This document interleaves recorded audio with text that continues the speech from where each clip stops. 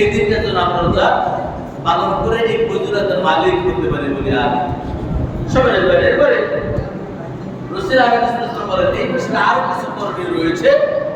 তার ভিতরে রয়েছে যদি কোনো ব্যক্তি এই মাসে উপনীত হয়, ওই ব্যক্তি ৯ তারিখ ফজরের নামাজ থেকে ৯ তারিখ ফজর থেকে শুরু করে ১৩ই জিলহজ আসর নামাজ পর্যন্ত তার জন্য তাশরিক ওয়াজিব।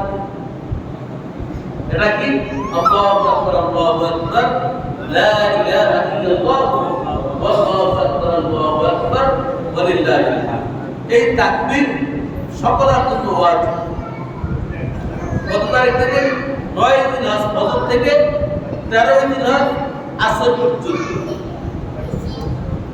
এই ২৩ ওয়াক্ত নামাজ, এই ২৩ ওয়াক্ত নামাজের প্রত্যেক ফরজ নামাজ শেষ হলে আল্লাহু আকবার আল্লাহু আকবার সবাই বলি আল্লাহু আকবার আল্লাহু আকবার লা ইলাহা ইল্লাল্লাহ ওয়াল্লাহু আকবার আল্লাহু আকবার ওয়ালিল্লাহিল হামদ আল্লাহু আকবার আল্লাহু আকবার লা ইলাহা ইল্লাল্লাহ ওয়াল্লাহু আকবার আল্লাহু আকবার ওয়ালিল্লাহিল হামদ। এই তাকবীর আমরা কি দেব?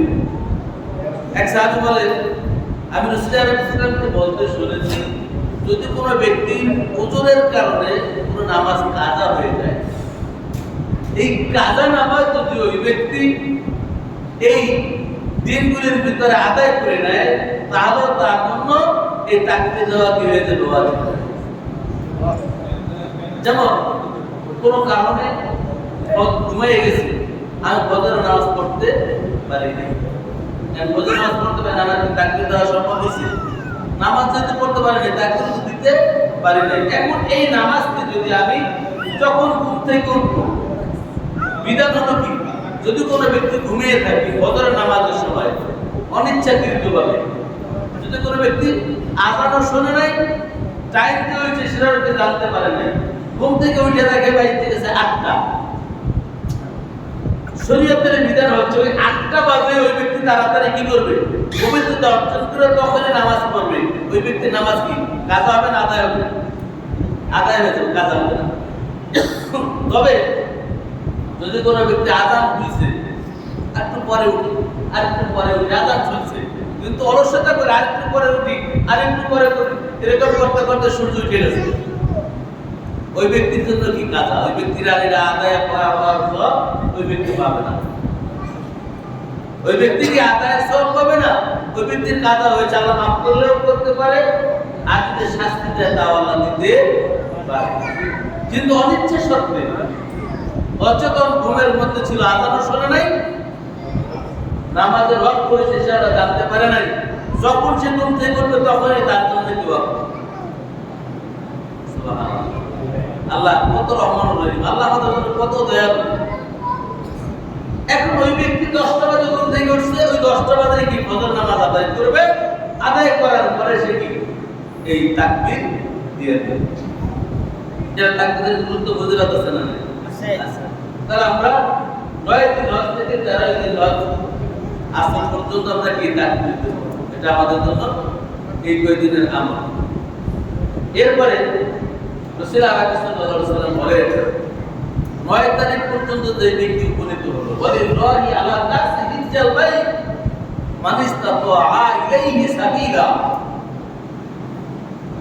আল্লাহ রাব্বুল আলামিন বলেন হজের দিনে যে ব্যক্তির এই পরিমাণ সামর্থ্য রয়েছে, যে পরিমাণ সামর্থ্য দিয়ে ওই ব্যক্তি সংসারের প্রয়োজন পূরণ করার পরে ওই ব্যক্তি যদি হজ করতে যায়, হজ করে ফিরে আসতে পারে, এতটুকু সামর্থ্য যদি কোনো ব্যক্তির উপরে থাকে, ওই ব্যক্তির উপরে হজ করা ফরজ। বলেন সুবহানাল্লাহ। কোনো ব্যক্তির এতটুকু পরিমাণ সামর্থ্য হয়েছে, বাসার প্রয়োজন পূরণ করার পরে হজ করতে যে টাকা লাগে, এই টাকা সে হজ করে বাসা পর্যন্ত ফিরে আসতে পারে, এই পরিমাণ সম্পদ যদি কোনো ব্যক্তির কাছে থাকে, তার উপরে জীবনে একবার হজ করা কি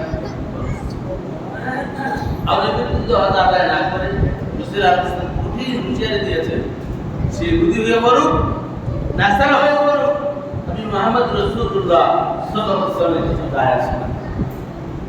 তার মানে হজ যে সামর্থ্য যার রয়েছে তাদের উপরে তো অবশ্যই হজ করতে হবে। এটা আল্লাহর নির্দেশ, রাসূল আলাইহিস সাল্লামের নির্দেশ। এখন এই কুরবানির এই হজের দিন যাদের সামর্থ্য রয়েছে তারা হজ আদায় করে, যাদের সামর্থ্য নাই এরা কি করবে? পবিত্র দর্শন করে রোজা পালন করবে এবং পবিত্র অবস্থায় থাকবে, তাসবিহ তাহলিল করবে, জিকির আজকার করবে। আল্লাহ রাব্বুল আলামিন সামর্থ্য নাই হজ করার, এই উসিলা আল্লাহকে হজের সওয়াব দিয়া দিতে পারে।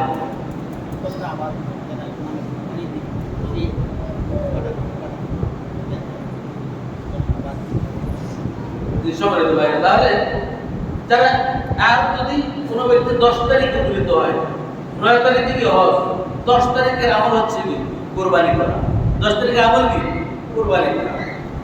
এখন এই 10 তারিখে যদি কোনো ব্যক্তির কাছে 7.5 তোলা স্বর্ণ বা 52 তোলা রূপা এই পরিমাণ সম্পদের মালিক নাকি বলবে, যাকাত হয় 1 বছর মালিক থাকলে, সবাই খেয়াল করবেন, যাকাত হয় কি 1 বছর যদি ওই সম্পদটা তার কাছে থাকে তাহলে তার উপরে যাকাত খরচ হয়।